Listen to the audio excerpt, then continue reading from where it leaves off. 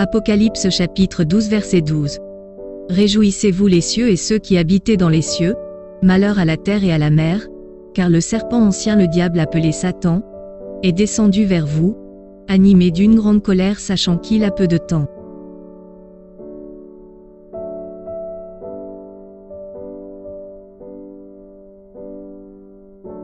Jésus-Christ sur la terre est venu mettre une lumière sur ce sujet.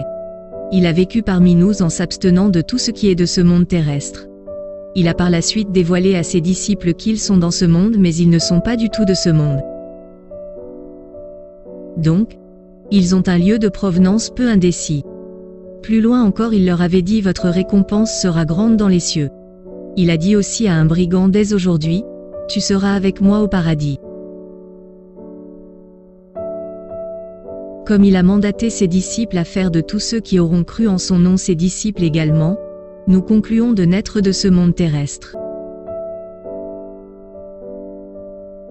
En effet, nous devons s'abstenir de tout ce qui est de ce monde. Tous les désirs charnels ne doivent pas nous combler. Nous devons aussi refuser tout mal et aimer le bien. Par contre, ceux qui se lient au plaisir de ce monde terrestre se rendent des ennemis de Dieu. Retenons également qu'ils gardent rancune à ses ennemis, ce qui fait le diable aura le plein pouvoir dans leur vie.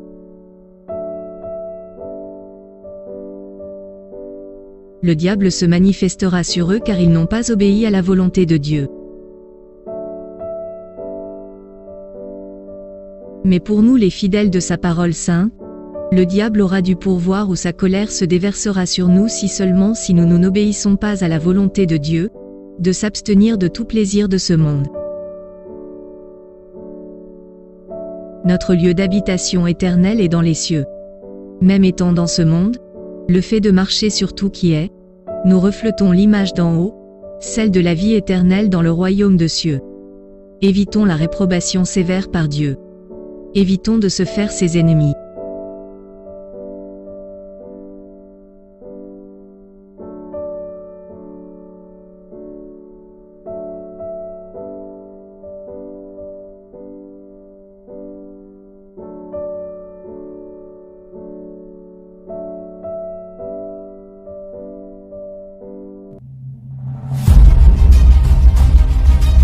Nous sommes les défenseurs influents et emblématiques du message divin prêché par le prophète Dominique Condé sur l'Internet depuis 2010. Nous, étant les jeunes révolutionnaires de la Sainte Doctrine, nous avons créé des plateformes sur Internet pour ne parler que du bien de la Sainte Église et débattre sur certains points difficiles de cette doctrine qu'on ne comprend pas facilement.